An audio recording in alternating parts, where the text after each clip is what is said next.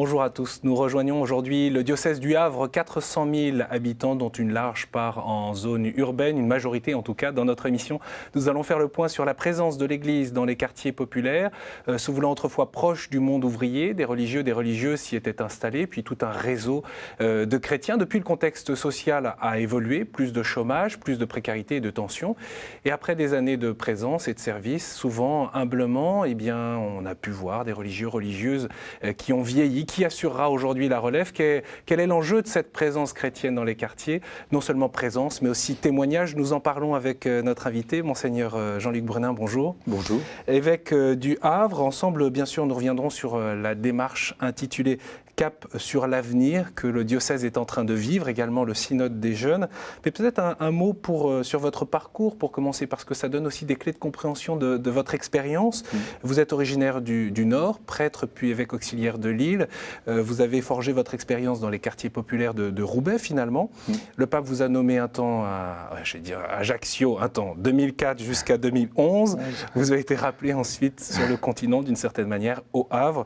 Vous êtes maintenant donc évêque, vous avez succédé à Monseigneur Guyat.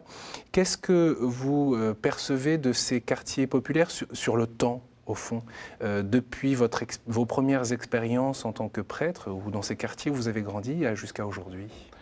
Ce qui est assez massif, c'est l'augmentation de la précarité et de la pauvreté dans ces quartiers et la difficulté pour les habitants de ces quartiers de se projeter vers l'avenir. Il y a beaucoup d'inquiétudes et puis des associations qui continuent à être présentes mais avec beaucoup moins de moyens parce que les subventions diminuent, donc une vie plus difficile aujourd'hui. Je vous propose de prendre la direction, Monseigneur, de Fécamp, à 40 km au nord du Havre, où les filles de la Charité sont présentes dans le quartier du Ramponneau. À travers leur présence et l'animation de multiples activités, elles veulent soutenir les chrétiens et font le pont entre les habitants et la paroisse. Marine Wolf a suivi Sœur Michel dans le quartier.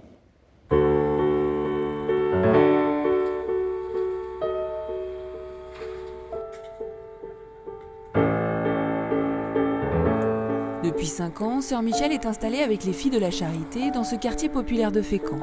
Ici, précarité, souffrance et pauvreté sont le quotidien des habitants. Pourtant, cette sœur aime y vivre au Ramponneau, nouer des liens avec les gens et les rejoindre dans ce qu'ils vivent. Pour cela, elle va à leur rencontre. Ma mission ici, c'était une présence. D'être là, d'aller dans les rues, de dire bonjour à l'un ou à l'autre, de demander un service, d'essayer d'entrer en contact avec des familles, avec des enfants. Je ne cherche pas à avoir un projet, à avoir un planning bien bâti. Je pense que c'est d'abord aller vers. D'ailleurs, c'est ce que nous dit notre pape. Aller aux périphéries. Je ne vais pas faire un sermon et dire on parlait Jésus, Jésus. Non, ce n'est pas trop ma manière de faire.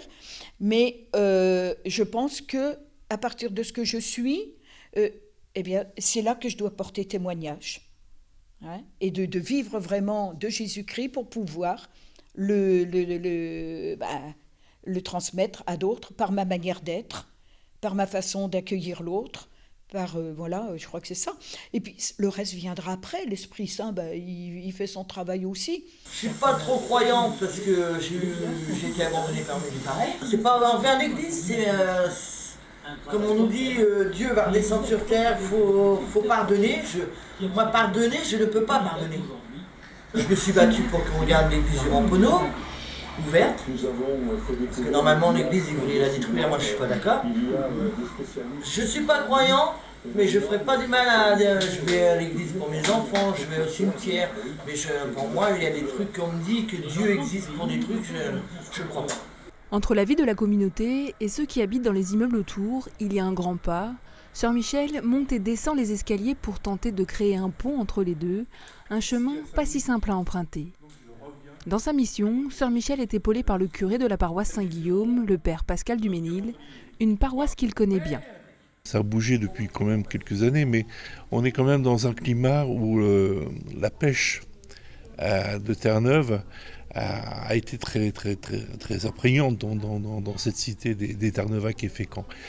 Et donc il y a encore une tradition populaire très forte, que ce soit à travers la demande au niveau du baptême, Alors bon, on essaye de relancer un peu au niveau de la catéchèse, mais il y a un fond chrétien et religieux. Et cette présence des sœurs ne vient que justement encore plus réveiller ce sentiment religieux qui est présent. On va surtout essayer de rencontrer quelqu'un. Jésus. Ah, qu'est-ce que vous pourriez me dire sur Jésus ? Il était mort sur la croix. Il était mort sur la croix. Sans doute grâce à cette foi populaire, les enfants vont au caté le mercredi, un moment d'évangélisation essentiel pour la sœur Michel. C'est le seul lien qu'ils ont avec Jésus-Christ. Hein, pour faire grandir leur foi chrétienne, il n'y a que le caté pratiquement. Il y a des enfants qui sont arrivés ce matin, ils n'ont jamais entendu parler de Jésus. Donc le milieu familial ne s'y prête pas. C'est un vrai champ de mission. Pour toucher également les familles non croyantes ou éloignées de l'église, sœur Michel a mis en place un club des enfants le mercredi après-midi. À travers des activités manuelles, du théâtre ou des échanges informels, elle cherche ainsi à entrer en lien avec un plus grand nombre. Je dis toujours, c'est par les enfants que je peux atteindre les parents. Je dis qui je suis religieuse, donc je suis fille de la charité. Bon, c'est une porte ouverte à la découverte de Jésus-Christ qui les aime et qu'eux peuvent découvrir aussi. Si aujourd'hui sœur Michel s'adresse beaucoup aux enfants, elle a pour projet de mettre en place une équipe Saint-Vincent pour favoriser les échanges et l'écoute avec les adultes du quartier. Pour cette sœur, s'investir dans la vie de quartier est sa façon d'annoncer la bonne nouvelle et de laisser agir le Saint-Esprit. Monseigneur, peut-être une réaction en voyant cette expérience de sœur Michel qui parle d'un vrai champ de mission.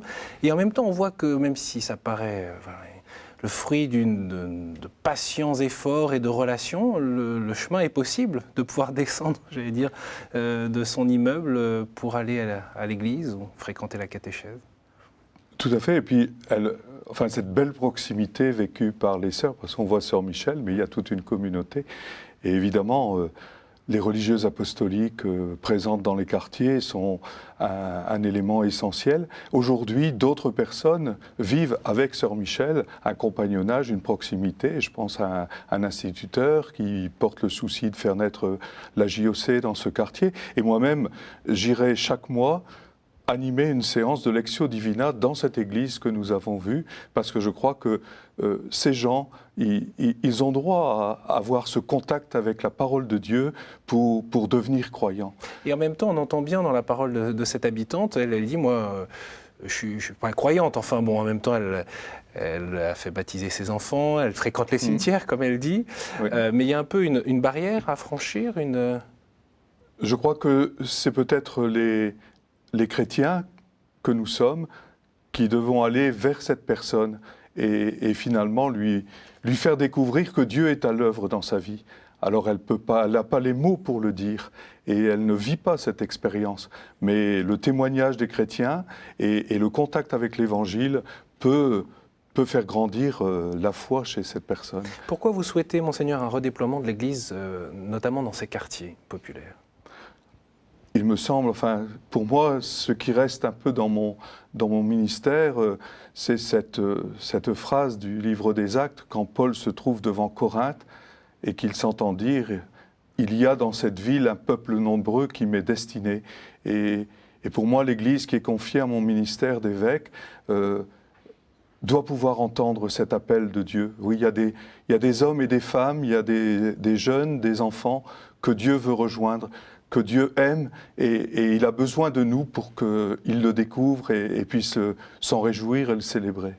La réalité, c'est que aussi, si ces quartiers sont stigmatisés, c'est qu'il y a parfois des tensions, parfois de la violence, de la précarité. Enfin, ce sont souvent des quartiers dont on s'extrait quand on peut, ou dès qu'on peut, d'une certaine manière, économiquement parlant, j'entends.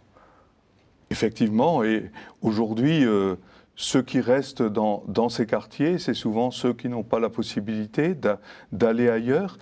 En même temps, je suis toujours frappé de voir comment les habitants aiment leur quartier.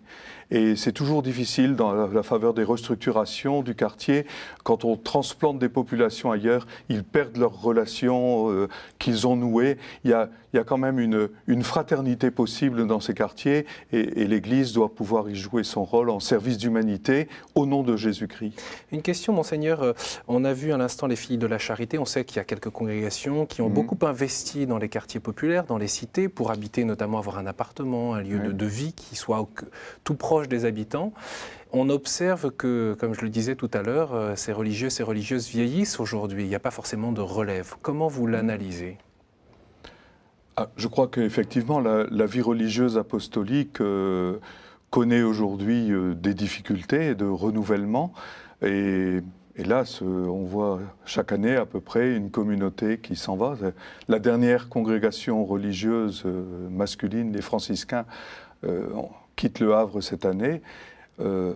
Mais je crois qu'il nous faut, et je rends hommage à ces communautés, elles ont le souci d'associer des chrétiens à cette proximité, à ce travail d'évangélisation, qui est d'ailleurs une priorité dans le diocèse, évangéliser les quartiers populaires, faire naître une présence d'église dans ces quartiers. L'église, ce n'est pas le lieu où on va et qui est loin, mais susciter un tissu ecclésial, des communautés ecclésiales sur le terrain. Et comment se fait-il qu'il n'y ait pas davantage de vocation devant les besoins ? Quand on voit à l'instant Sœur Michel, on n'imagine peut-être pas les difficultés de sa vie au quotidien, mais on voit bien que sa présence répond à un formidable besoin. Je crois qu'il y a certainement une question de visibilité, de faire connaître.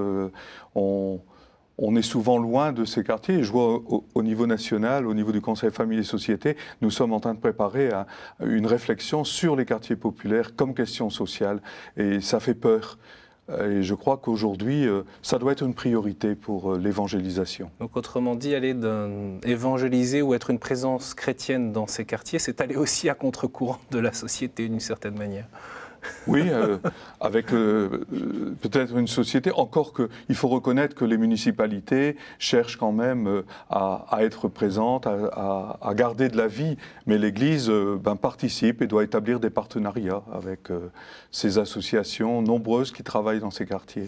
Il y a une culture, une dynamique du dialogue néanmoins qui s'est émoussée au fil des années. Je vous propose justement d'écouter l'écho de deux expériences contemporaines, celle du Père Jean-Claude Deschamps et de Jean-Baptiste Bertin, qui est diacre permanent pour le dialogue interreligieux au niveau du diocèse. Il y a 30 ans, c'est aussi un peu l'époque des SOS Racisme.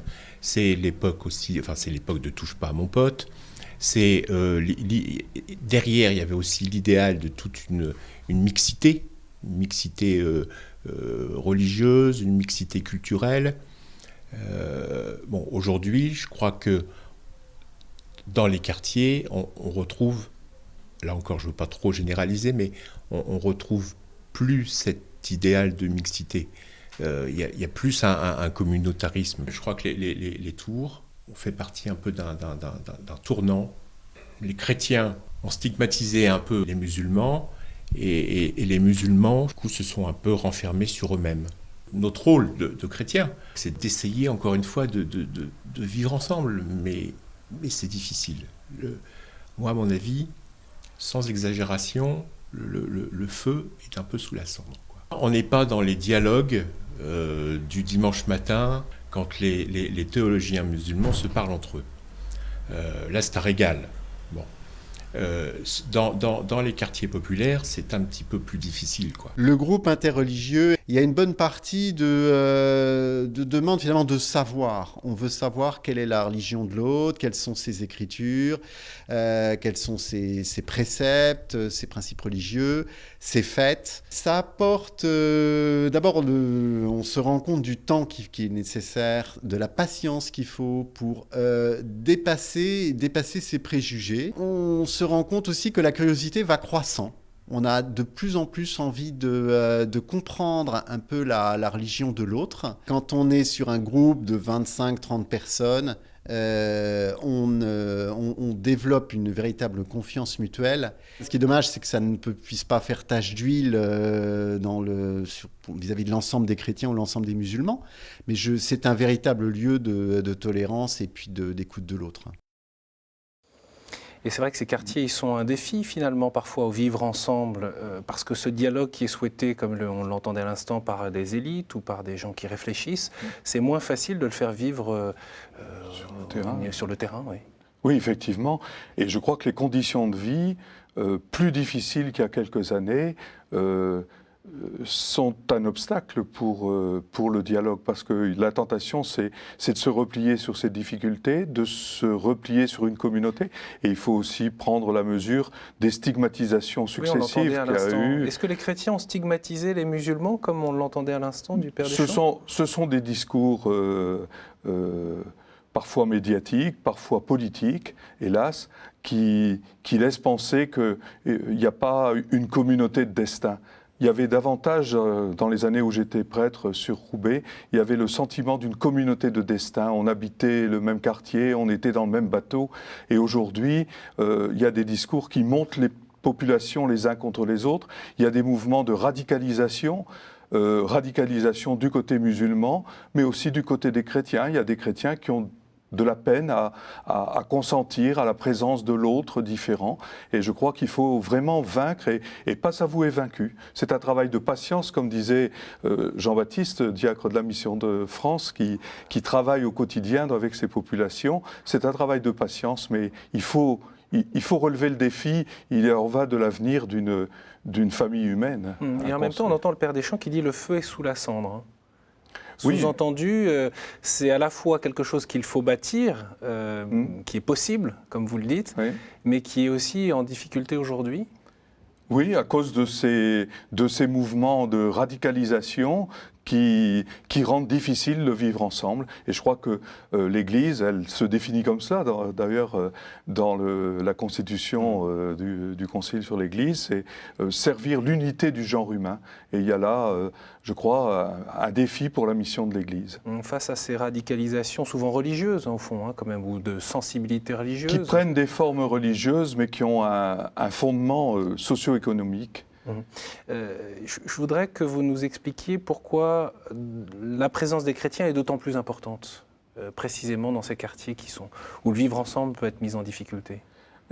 Je crois que la responsabilité de l'Église, c'est précisément, comme je le disais, servir l'unité du genre humain. Et je pense à l'expérience de quelqu'un comme Pierre Claverie, disait, mais si nous célébrons la communion, si nous célébrons la réconciliation, nous devons le faire sur les lignes de fracture de l'humanité. Or, ces quartiers, c'est ce défi, les populations sont mises au défi de vivre ensemble. Il y a des lignes de fracture et nous sommes sacrement de la communion, sacrement du salut. Et si l'Église n'est pas là, quid de sa foi? Vous nous parliez tout à l'heure, Monseigneur, du départ des franciscains de votre diocèse. Et pour autant, il y a d'autres franciscains qui viennent du coup sur le diocèse. Il faut que vous nous parliez de cette expérience, parce que c'est une expérience d'un genre nouveau dans ces quartiers populaires. 3 franciscains 3 franciscains, c'est une communauté qui est basée à Besançon, mais qui font des missions itinérantes. Et en discutant avec le provincial des franciscains, il a accepté que cette communauté vienne passer une semaine dans un quartier, le quartier du Mont-Gaillard.